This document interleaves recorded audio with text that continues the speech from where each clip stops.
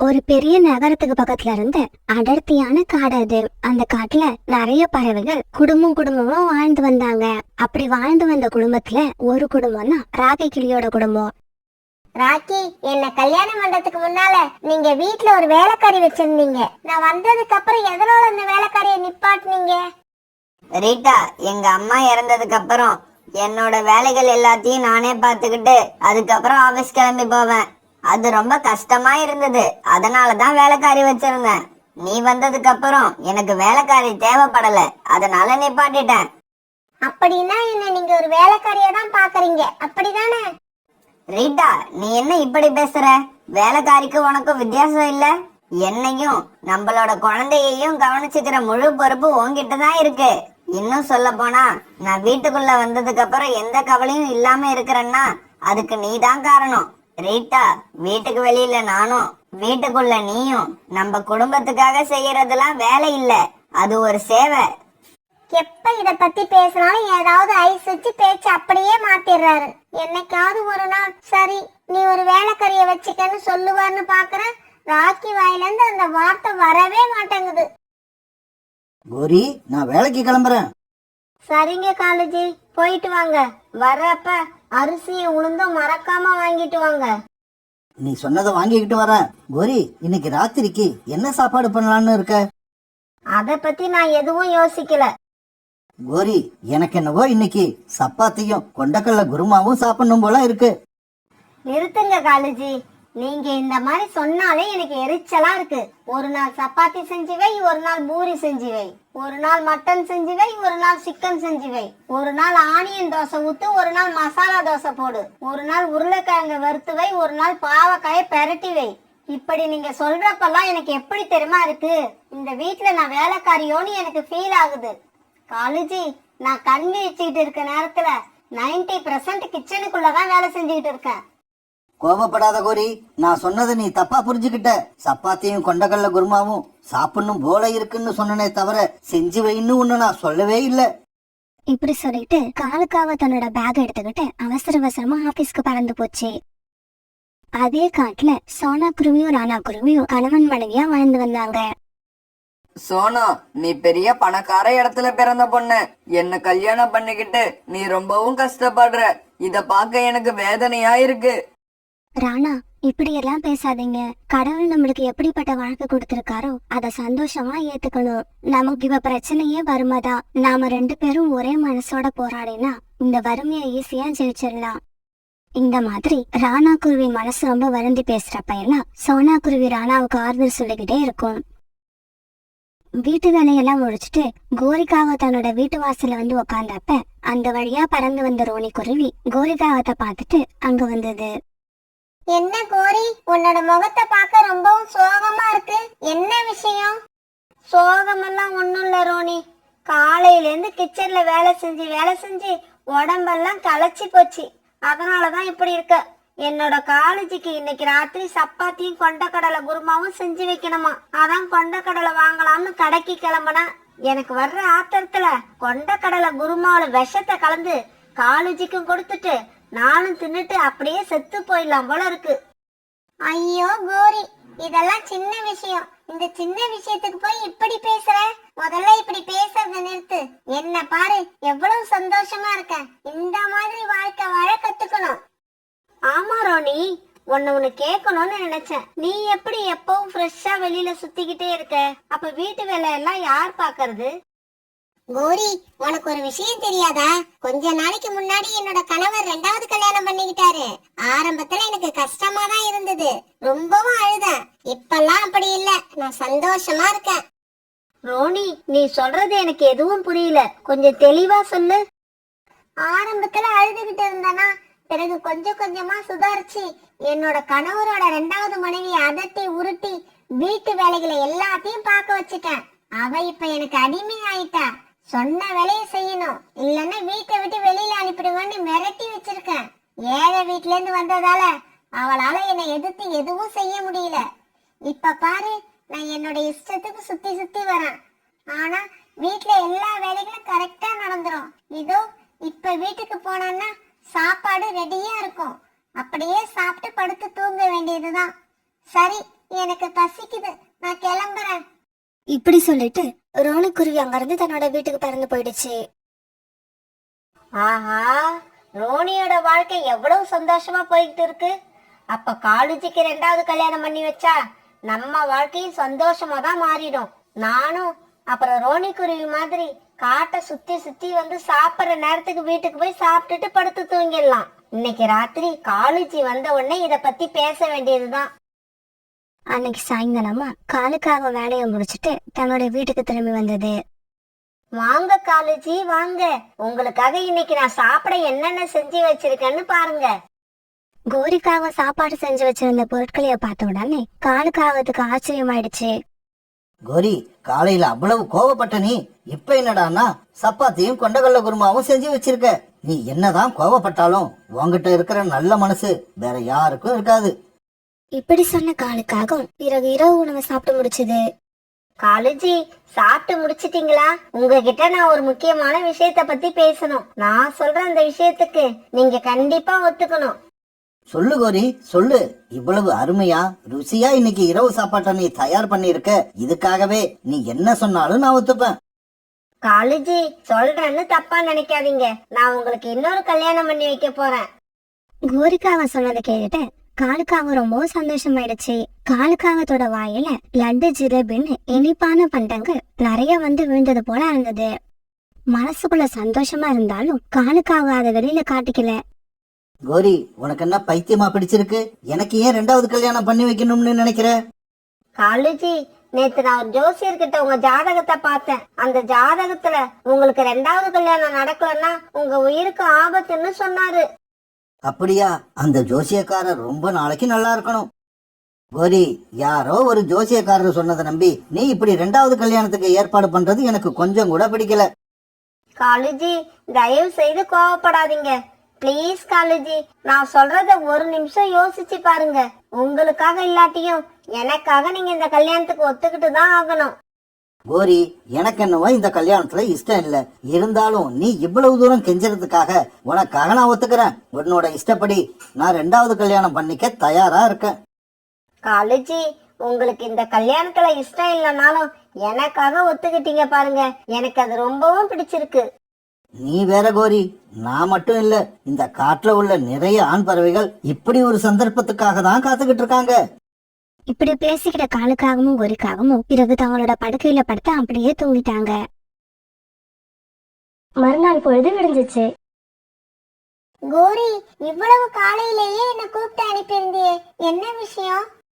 சாவி, நீ என்னோட நெருங்கிய தோழி. அதனால சுத்தி வளைச்சு பேசாம நேரடியா விஷயத்துக்கு வர. என்னோட கணவர் காலேஜுக்கு உன்னை கல்யாணம் பண்ணி வைக்க போறேன். கோரி, என்ன சொல்ற? என்ன அவருக்கு கல்யாணம் பண்ணி வச்சுட்டு நீ எங்க போக போற? அடிப்பாவி, நான் எங்கேயும் போக போறது இல்ல. நானும் இங்கதான் இருப்பேன். அப்படி இல்லக்கா, நீங்க இருக்கிறப்பவே என்ன எதுக்கு 2வது கல்யாணம் பண்ணி வைக்க போறீங்க? சாவிக்காகம் இப்படி கேட்டதும் கோரிக்காகவும் காலுக்காகத்துக்கிட்ட சொன்ன ஜோசிய கதைய சாவிக்காகத்துக்கிட்டையும் சொல்லுச்சு. என்னது, 2வது கல்யாணம் நடக்கலன்னா உங்க கணவரோட உயிருக்கு ஆபத்தா? ஆமா சாவி, அது மட்டும் இல்ல, நானும் உன்னை சின்ன வயசுல இருந்து பாக்குறேன். நீயும் ஏழையா இருந்து கஷ்டப்பட்டுக்கிட்டே இருக்க. காலேஜிய பத்தி உனக்கே தெரியும். அரசாங்க உத்தியோகம், கை நிறைய சம்பாதிக்கிறாரு. அதனாலதான் அறிமுகம் இல்லாத ஏதோ ஒரு பொண்ணை காலேஜுக்கு கல்யாணம் பண்ணி வைக்கிறதுக்கு உன்னையே கல்யாணம் பண்ணி வைக்கலான்னு முடிவு பண்ணிட்டேன். எங்களுக்கு 2 வீடு இருக்கு. அதுல ஒரு வீடு உனக்கு, ஒரு வீடு எனக்கு. இப்ப சொல்லு, உனக்கு இந்த கல்யாணத்துல சம்மதமா இல்லையா? கோரியோட பேச்சு கேட்டு சாவிக்காகத்துக்கு மனசுக்குள்ள ரொம்ப சந்தோஷமாயிடுச்சு. இவ்வளவு ஏழையா இருக்கிற நம்மள யாரு கல்யாணம் பண்ணிப்பான்னு நினைக்கிறப்ப சொந்த வீட்டோட மாப்பிளையா? இப்படி ஒரு சான்ஸ் நமக்கு எப்பவும் கிடைக்காது. கிடைச்ச சந்தர்ப்பத்தை நல்லா பயன்படுத்திக்க வேண்டியதுதான். சாவிக்காகவும் மனசுக்குள்ள இப்படி நினைச்சாலும் வெளியில கோரிக்காகத்துக்கிட்ட இப்படி பேச ஆரம்பிச்சது. கோரி, 1000 தான் இருந்தாலும் உன்னோட வாழ்க்கைய பங்கு போட்டுக்கிறோம்னு நினைக்கிறப்ப எனக்கு மனசு கஷ்டமா இருக்கு. என்னது, என்னோட வாழ்க்கைய பங்கு போட்டுக்க போறியா? சாவி, உன்னை எதுக்காக கல்யாணம் பண்ணி வைக்க போறேன்னு போக போக தான் உனக்கு தெரியும். என்ன சாவி இப்படி பேசுற? உனக்காக சின்ன வயசுல இருந்து எதையோ விட்டு கொடுத்தனா, இதை விட்டு கொடுக்க மாட்டேனா? கோரி, நீ இவ்வளவு தூரம் சொல்றப்ப நான் என்ன வேண்டாம்னா சொல்ல போறேன். கல்யாணம் பண்ணிக்க எனக்கு பூரண சம்மதம். நான் இப்பதான் ரொம்பவும் சந்தோஷமா இருக்கேன். 2வது கல்யாணத்துக்கு காலுஜியும் ஒத்துக்கிட்டாரு, சாவியும் ஒத்துக்குச்சு. இனிமே எனக்கு எந்த கவலையும் இல்ல. காலுஜி, நீங்க சாவியை அழைச்சுக்கிட்டு போய் காட்டை சுத்தி பார்த்துட்டு வாங்க. கோரி, உன்னை பத்தி நான் என்னென்னமோ நினைச்சிட்டு இருந்தேன். ஆனா நீ எனக்காக இதெல்லாம் பண்ணுவேன்னு நான் நினைக்கவே இல்ல. இதோ இப்பவே கிளம்புறேன். கோரி, எனக்கு என்னவோ இதுல இஷ்டம் இல்ல, இருந்தாலும் உன்னோட சந்தோஷத்துக்காக நான் போறேன். பிறகு காலுக்காகவும் சாவிக்காகவும் வீட்டை விட்டு கிளம்பி வெளியில பறந்து போனாங்க. இப்படியே சில நாட்கள் நகர்ந்துச்சு. சோனா குருவி கோரிக்காகத்தை பார்க்க ஒரு நாள் வீட்டுக்கு வந்தது. கோரியக்கா, என்ன காலண்ணா வேற ஒரு பெண்காகத்து கூட சுத்திக்கிட்டு இருக்காரு, உங்களுக்கு இந்த விஷயம் தெரியாதா? தெரியுமே, அவங்க 2 பேரையும் ஒன்னா சுத்த சொன்னதே நான் தான். அவங்க 2 பேருக்கும் நானே கல்யாணம் பண்ணி வைக்க போறேன். இப்படி சொன்ன கோரிக்காகோ தன்னோட ஐடியாவை சோனா குருவிகிட்ட தெளிவா எடுத்து சொல்லுச்சு. கோரியக்கா, உங்களுடைய ஐடியா பைத்தியக்காரத்தனமா இருக்கு. இப்படி நீங்க செய்யறதால வீட்டு வேலைக்கு ஆள் கிடைக்க மாட்டாங்க. இப்ப காலேஜுக்கு மட்டும் வேலை செஞ்சிட்டு இருக்க நீங்க அப்புறம் சாவிக்காகத்துக்கும் சேர்த்து வேலை செய்யற மாதிரி ஆயிடும். அதுக்கப்புறம் கொஞ்ச நாள் கழிச்சு உங்க வீட்லயே உங்களுக்கு இடம் இல்லாம போயிடும். சோனா, என்ன பயமுறுத்துற மாதிரி பேசுற? அப்படியெல்லாம் நடக்காது. கோரியக்கா, நம்ம ரோனி அக்காவோட கணவர் 2வது கல்யாணம் பண்ணிக்கிட்டாருல்ல, கொஞ்ச நேரம் அவங்க வீட்டுல என்ன நடக்குதுன்னு போய் பார்த்துட்டு வாங்க. அதுக்கப்புறமாவது உங்களுக்கு புத்தி வருமானு பாப்போம். சோனா குருவி இப்படி சொன்ன உடனே கோரிக்காக ரோனி குருவி வீட்டுக்கு பறந்து போச்சு.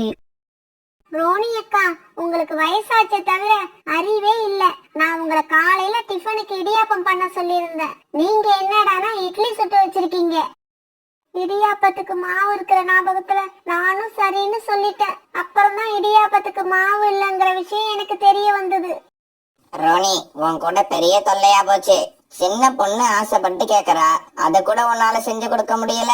நீ எல்லாம் எதுக்குதான் வீட்டுல இருக்க? நீங்க கோச்சிக்காதீங்க டார்லிங், வாங்க நம்ம ஹோட்டலுக்கு போய் சாப்பிட்டுட்டு வருவோம்.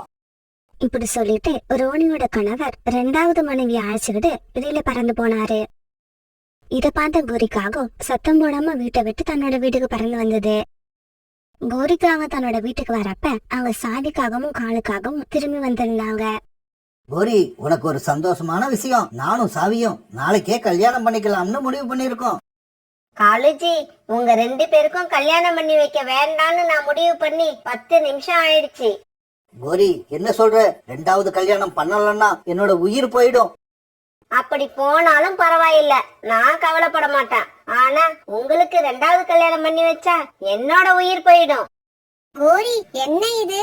மனசுல ஆசைய வளர்த்துட்டு இப்ப இப்படி பேசுற? சாவி, நான் செஞ்சது தப்புதான். அதுக்காக நீ கவலைப்படாத. உனக்கு காலேஜியை விட ஒரு நல்ல மாப்பிள்ளையா, பணக்கார மாப்பிள்ளையா பார்த்து நானே என்னோட செலவுல கல்யாணம் பண்ணி வைக்கிறேன். கோரி, உண்மையா சொல்ற? நீ அப்படி செய்யறதா இருந்தா அதை விட எனக்கு சந்தோஷம் வேற எதுவும் இல்ல. என்ன கோரியக்கா, ரோனி வீட்டுக்கு போயிட்டு வந்ததுக்கு அப்புறம் உங்க பேச்சுல ஒரு மாற்றம் தெரியுது. ஆமா சோனா, உண்மைதான். நீ மட்டும் நல்ல சமயத்துல வந்து எனக்கு புத்தி சொல்லலன்னா என்னோட வாழ்க்கையே மாறி போயிருக்கும். சோனா குருவி ரொம்ப நேரமா பறந்து உணவு தேடிக்கிட்டு இருந்தது. ஆனா பாவம், சோனா குருவிக்கு இது வரைக்கும் எந்த உணவும் கிடைக்கவே இல்லை. சோனா குருவி உணவு எடுத்துட்டு வரும்னு நினைச்சு சோனா குருவியோட குழந்தை பியூட்டி வீட்டுல காத்திருந்தது. தன்னோட குழந்தைக்கு உணவு எடுக்காம திரும்பி போக கூடாதுன்னு நினைச்ச சோனா குருவி உணவு தேடி ரொம்ப தூரமா பறந்து போய்கிட்டு இருந்தது. இப்படி பறந்து வந்த சோனா குருவி தன்னோட காட்டை விட்டு ரொம்ப தூரம் வந்ததுக்கு அப்புறம் ஒரு இடத்துல ஒரு தென்னை மரத்தை பார்த்தது. பிறகு சோனா குருவி பறந்து போய் அந்த தென்னை மரத்துல உட்கார்ந்தது. கிடைச்சிருச்சு, என்னோட குழந்தைக்கு உணவு கிடைச்சிருச்சு. இளநீர் சாப்பிட்றதுனா என்னோட குழந்தை ரொம்பவும் ஆசைப்படும். இப்படி நினைச்ச சோனா குருவி பிறகு அந்த மரத்துல இருந்து 2 இளநீர்களை பறிச்சு எடுத்தது. பிறகு அந்த இளநீர்களை தூக்கிட்டு தன்னோட வீட்டை நோக்கி பறந்து போச்சு. சோனா குருவி தன்னோட வீட்டுக்கு போகும்போது கோரிக்காகத்தை பார்த்தது. சோனா சோனா, நான் காலையிலேருந்து உணவு தேடி காடு பூரா சுத்தி வந்துட்டேன். எனக்கு உணவே கிடைக்கல. உனக்கு இந்த இளநீர் எங்க கிடைச்சதுன்னு சொல்ல. கோரியக்கா, நம்ம காட்டை விட்டு தாண்டி போனதுக்கு அப்புறம் ஒரு நதி இருக்குல்ல, அதுக்கு பக்கத்துல ஒரு தென்னை மரம் இருக்கு. அதுல இருந்துதான் நான் இந்த இளநீர்களை பறிச்சுட்டு வந்தேன். காலுஜி, நமக்கு இன்னைக்கு இந்த காஞ்சி போன தானியங்கள் தான் கிடைச்சது. ஆனா சோனா குருவி இன்னைக்கு இளநீர் சாப்பிட்டுச்சு. அது தெரியுமா உங்களுக்கு? அப்படியா? சோனா குருவி அந்த இளநீர்களை எங்க இருந்து எடுத்துக்கிட்டு வந்துச்சுன்னு உனக்கு தெரியுமா? அத கேட்காம விடுவனா? பக்கத்து காட்டுக்கு போற வழியில ஒரு நதி ஓடுதுல்ல, அதுக்கும் பக்கத்துல ஒரு தென்னை மரம் இருக்கான். இந்த விஷயம் எனக்கு சோனா குருவி சொல்லி தான் தெரியும். யார் சொல்லி தெரிஞ்சா என்ன? ஆக மொத்தம் இப்ப விஷயம் நமக்கு தெரிஞ்சு போச்சு. இது போதும். நாளைக்கு காலையில பொழுது விடிஞ்ச உடனே நாம் அந்த இடத்துக்கு போய் அந்த மரத்துல உள்ள எல்லா இளநீரையும் பறிச்சு சாப்பிட்டுருவோம். சோனா குருவி அங்க வந்து பார்க்கும்போது அதுக்கு இளநீரோட ஓடு தான் கிடைக்கணும். இப்படி பேசிக்கிட்ட காலுக்காகவும் கோரைக்காகவும் சந்தோஷமா சிரிச்சாங்க. மறுநாள் பொழுது விடிஞ்ச உடனேயே காலுக்காகவும் கோரைக்காகவும் அந்த தென்னை மரத்தை நோக்கி பறக்க ஆரம்பிச்சாங்க. அம்மா அம்மா, நேத்து மாதிரி இன்னைக்கும் இளநீர் எடுத்துக்கிட்டு வாங்க. எனக்கு அதுல உள்ள தண்ணி ரொம்ப பிடிச்சிருக்கு. என்னோட செல்ல குழந்தைக்காக நான் இன்னைக்கும் 2 இளநீர்களை பறிச்சு எடுத்துட்டு வரேன். இப்படி சொன்ன சோனா குருவி பிறகு தென்னை மரத்தை நோக்கி பறந்து போச்சு. சோனா குருவி அங்க போனப்ப காலுக்காகவும் கோரிக்காகவும் அந்த மரத்துல இருந்த நிறைய இளநீர்களை பறிச்சு சாப்பிட்டு முடிச்சிருந்தாங்க. அந்த தென்னை மரத்துல மீதி 2 இளநீர்கள் மட்டும்தான் இருந்தது. காலன்னா கோரியக்கா, என்ன அந்த மரத்துல இருந்த எல்லா இளநீர்களையும் பறிச்சு சாப்பிட்டீங்களா? ஏன், இந்த மரத்துல இருந்து இளநீரை பறிக்கணும்னா உன்கிட்ட அனுமதி வாங்கணுமா என்ன? இங்க பாரு சோனா, அந்த மரத்துல மீதி இருக்கிற 2 இளநீர்களும் எங்களுக்கு தான். அதை நீ பறிச்சுக்கிட்டு போகலாம்னு ஆசைப்படாத. கோரியக்கா, இந்த மரத்துல இளநீர் இருக்க விஷயத்த உங்களுக்கு நான் தான் சொன்னனே, ஞாபகம் இருக்கா? ஆனா உங்களுக்கு எனக்காக 2 இளநீரை விட்டு கொடுக்க கூட மனசு வரல. இங்க பாரு சோனா, சும்மா தொணன்னு சொன்னதையே சொல்லிக்கிட்டு இருக்காத. காலுஜி, நீங்க சீக்கிரமா வந்து 2 இளநீரை பறிச்சுக்கிட்டு வாங்க. நம்ம வீட்டுக்கு கிளம்புவோம். இதோ இப்பவே போய் எடுத்துக்கிட்டு வந்துடுறேன். இந்த சின்ன குருவி நம்மள என்ன பண்ணுதுன்னு பாத்துருவோம். இப்படி சொன்ன காலுக்காகும் பிறகு அந்த தென்னை மரத்துல அந்த 2 இளநீரையும் பறிச்சு எடுத்துக்கிச்சு. இப்படி இளநீரை பறிச்சுக்கிட்ட காங்கள் அங்கிருந்து கிளம்பி தங்களோட வீட்டை நோக்கி பறந்து போயிட்டாங்க. இளநீர் பறிச்சுக்கிட்டு காங்கள் 2 பேரும் போறத பார்த்த சோனா குருவி அங்கேயே உட்காந்து அழ ஆரம்பிச்சது. ஏன்னா காகங்களை எதிர்த்து போராடுற அளவுக்கு சோனா குருவியோட உடம்புல வலிமை இல்ல. என்னோட உடம்பு உங்க உடம்பு மாதிரி வலிமையா இருந்துச்சுன்னா நானும் உங்க கூட சண்டை போடுவேன். என்ன பண்றது, என்னோட உடம்புல அந்த அளவுக்கு வலிமை இல்ல. சோனா குருவி இப்படி அழுதுகிட்டு இருக்கிறத தாங்க முடியாத அந்த காட்டோட வனம் தேவதை அந்த இடத்துக்கு வந்தது. இங்க பாரு குருவி, அழாத, அமைதியா இரு. கெட்டது நினைக்கிறவங்களுக்கும் கெட்ட காரியம் செய்யறவங்களுக்கும் கண்டிப்பா ஒரு நாள் தண்டனை கிடைச்சே தீரும். தேவதையே, இங்க பாருங்க, என்னோட குழந்தை ரொம்பவும் சின்ன பொண்ணு. இன்னைக்கு அவகிட்ட இளநீர் கொண்டு வரேன்னு சொல்லிட்டு இங்க வந்தேன். இப்ப இளநீர் இல்லாம போனா அவ ரொம்ப ஏமாந்துடுவா. குருவியே, கவலைப்படாத. உன்னோட குழந்தை இன்னைக்கு மட்டும் இல்ல, இனிமே தினமும் இளநீர் சாப்பிடுவா. இப்படி சொன்ன அந்த தேவதை பிறகு சோனா குருவி கிட்ட ஒரு விதை தேங்காய கொடுத்தது. இந்தா, இதை எடுத்துக்கிட்டு போய் உன் வீட்டுக்கிட்ட குழி தோண்டி புதைச்சி வச்சுக்க. அதுக்கப்புறம் நடக்க போறத நீயும் உன் குழந்தையும் வேடிக்கை பாருங்க. தேவதையே, இதை எனக்கு கொடுத்ததுக்கு உங்களுக்கு ரொம்பவும் நன்றி. ஆனா என்னை ஏமாத்தின அந்த காகங்களுக்கு தண்டனை கிடைக்காதா? இங்க பாரு குருவியே, உங்களுக்கு ஒரு கஷ்டம் வந்தா அந்த கஷ்டத்துல இருந்து எப்படி மீண்டு வர்றதுன்னு மட்டும் யோசிங்க. அந்த கஷ்டத்தை கொடுத்தவங்களுக்கு தண்டனை கிடைக்கணும்னு நீங்க நினைக்காதீங்க. அது கடவுளோட வேலை. அவர் வேலைய அவரை பார்க்க விடுங்க. பிறகு சோனா குருவி அந்த தேங்காயை எடுத்துக்கிட்டு தன்னோட வீட்டுக்கு பறந்து போச்சு. அம்மா, இது என்னம்மா? பியூட்டி, இது ஒரு மந்திர விதை. மண்ணுல குழி தோண்டி புதைச்சு வச்சா ஒரு தென்னை மரம் வளரும். அந்த தென்னை மரத்துல இருந்து நீ தினமும் உனக்கு வேண்டிய இளநீரை பறிச்சு சாப்பிடலாம். அம்மா, உண்மையாவா சொல்றீங்க? அப்படின்னா இந்த மரம் வளர்றதுக்கு நான் ஏதாவது உதவி செய்யணுமா? நீ நதியில போய் கொஞ்சம் தண்ணீரை மட்டும் எடுத்துட்டு வா, மீதி வேலைகளை நான் பாத்துக்கிறேன். இப்படி சொன்ன சோனா குருவி பிறகு மண்ணுல குழிய தோண்டி அதுல அந்த தேங்காய் விதைய புதைச்சு வச்சது. இந்த சமயத்துல பியூட்டியும் நதியில இருந்து தண்ணீர் எடுத்துட்டு திரும்பி வந்தது. காலுஜி, எங்க அம்மாவுக்கு இளநீர் தான் ரொம்ப பிடிக்கும். இதுல ஒரு இளநீரை எங்க அம்மா கிட்ட கொண்டு போய் கொடுத்துட்டு வரவா? ஏன், எங்க மாமாவுக்கு கூட தான் இளநீர்னா ரொம்ப பிடிக்கும். மீதி இருக்கிற ஒரு இளநீரை நான் கொண்டு போய் எங்க மாமா கிட்ட கொடுத்துட்றேன். இப்படி பேசிக்கிட்ட காகங்கள் 2 பேரும் ஆளுக்கு ஒரு இளநீர் எடுத்துக்கிட்டு வெளியில பறந்து போனாங்க. பியூட்டி தண்ணீர் கொண்டு வந்ததும் சோனா குருவி தேங்காய புதைச்சு வச்ச இடத்துல அந்த தண்ணீரை ஊத்துச்சு. என்ன ஆச்சரியம், சோனா குருவி தண்ணீர் ஊத்துனதும் அந்த குழியில இருந்து ஒரு தென்னை மரம் சின்னதா வளர்ந்து வர ஆரம்பிச்சது. இப்படி வளர்ந்து வந்த தென்னை மரம் கண்ணை மூடி கண்ணை திறக்கிறதுக்குள்ள பெரிய மரமா வளர்ந்துருச்சு. அந்த மரத்துல நிறைய இளநீரும் காய்ச்சிருந்தது. அதை பார்த்துட்டு சோனா குருவியும் பியூட்டியும் அதிர்ச்சி ஆயிட்டாங்க. அம்மா, என்னால இத நம்பவே முடியல. அதே சமயம் இதுக்கப்புறம் நமக்கு உணவுக்கு பஞ்சமே இருக்காது. பியூட்டி, இந்த சந்தோஷத்தை நாம மட்டும் அனுபவிக்க கூடாது. நம்ம காட்டுல உள்ள நண்பர்களும் இதை சாப்பிட்டு அவங்களும் சந்தோஷமா இருக்கணும். பிறகு சோனா குருவி இளநீரை படிச்சு கொடுக்க அதை எடுத்துட்டு போன பியூட்டி புறா, ரீட்டா கிளி, ரோனி குருவி இப்படி எல்லாருக்கும் இளநீரை கொடுத்துட்டு வந்தது. அன்னைக்கு சாயங்கால நேரத்துல அம்மா வீட்டுக்கு போயிருந்த கோரிக்காகவும் மாமா வீட்டுக்கு போயிருந்த காலுக்காகவும் தங்களோட வீட்டுக்கு திரும்பி வந்தாங்க. இப்படி வந்தவங்க சோனா குருவி வீட்டுக்கிட்ட இருந்த தென்னை மரத்தை பார்த்துட்டு அதிர்ச்சி ஆயிட்டாங்க. கோரி, எனக்கு வயசாயிடுச்சுன்னு நினைக்கிறேன். வர வர கண் பார்வை சரியா தெரிய மாட்டேங்குது. சோனா குருவி வீட்டு வாசல்ல இருக்கிற மரத்தை பார்த்தா என் கண்ணுக்கு தென்னை மரம் மாதிரி தெரியுது.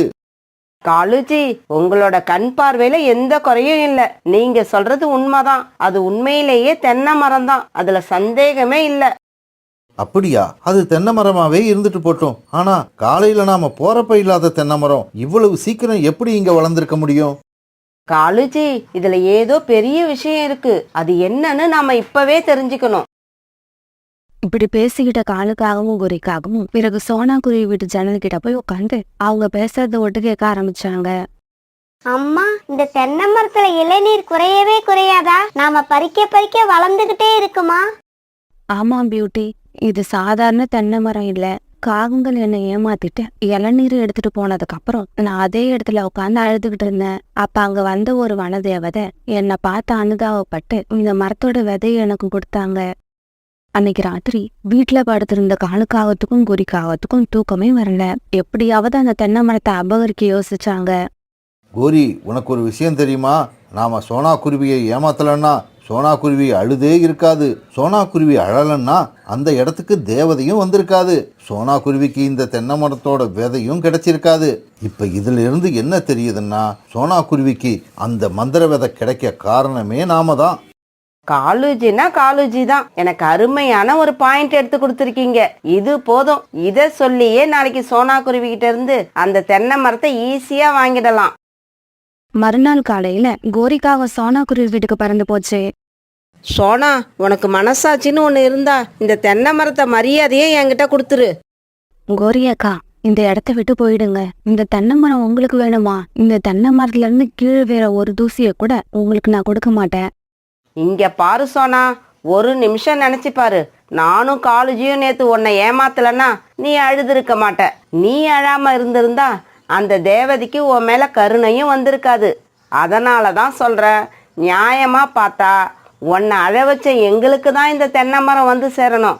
நீ மட்டும் இந்த தென்னை மரத்தை எனக்கு கொடுக்கல, இந்த மரத்தை வெட்டி போட்டுடுவேன். இந்த தென்னை மரத்தை நான் பாதுகாக்கணும்னு அவசியம் இல்ல. இந்த மரம் தன்னைத்தானே பாதுகாத்துக்கும். உங்களால என்ன செய்ய முடியுமோ அதை செய்யுங்க. இப்படி சொல்லிட்டு சோனா குருவியும் பியூட்டியும் அங்க இருந்த ஒரு மரத்துல உட்காந்து வேடிக்கை பார்க்க ஆரம்பிச்சாங்க. கோரி கோபத்துல காலுக்காகத்துக்கிட்ட பறந்து போச்சு. காலுஜி, எனக்கு ரொம்பவும் அசிங்கமா போயிடுச்சு. அந்த சோனா குருவி என்னை கொஞ்சம் கூட மதிக்கவே இல்லை. நீங்க ஏதாவது பண்ணி சீக்கிரம் அந்த தென்னை மரத்தை வேரோட கீழே சாச்சிடுங்க. கோரி, நீ கவலைப்படாம இரு. நான் இப்பவே போய் என்னோட நண்பர்கிட்ட இருக்கிற மண்ணழுற இயந்திரத்தை எடுத்துக்கிட்டு வரேன். அதை வச்சு சோனா குருவியோட அந்த தென்னை மரத்தை வேரோட கீழே சாச்சிருவோம். பிறகு காலுக்காகவும் கோரிக்காகவும் அந்த மண்ணான்ற இயந்திரத்தை எடுத்துக்கிட்டு அந்த தென்னை மரத்தை கீழே சாக்கிறதுக்காக வேகமா போனாங்க. காலுஜி, ஒரு நிமிஷம் வண்டியை நிப்பாட்டுங்க. அந்த தென்னை மரத்தை சாய்க்கிறதுக்கு முன்னாடி அதுல உள்ள இளநீர்களை பறிச்சு எடுத்துப்போம். இப்படி சொன்ன கோரிக்காகவும் அந்த தென்னை மரத்துக்கிட்ட பறந்து போனதும் அந்த இடத்துல மிதந்து வந்த ஒரு கம்பு வேக வேகமா அடிக்க ஆரம்பிச்சது. காலுஜி, காலுஜி, யாரோ அடிக்கிறாங்க. ஆனா என்னால யாரையுமே பார்க்க முடியல. ஐயோ, வலி தாங்க முடியலையே. காலுஜி, என்ன காப்பாத்துங்க, என்ன காப்பாத்துங்க. அந்த சமயத்துல வனதேவதை அங்க வந்தது. தீய எண்ணம் கொண்ட காகங்களே, அடுத்தவங்களுக்கு கெடுதல் பண்ற உங்களுக்கு நடக்கிறது எல்லாமே கெட்டதா தான் நடக்கும்.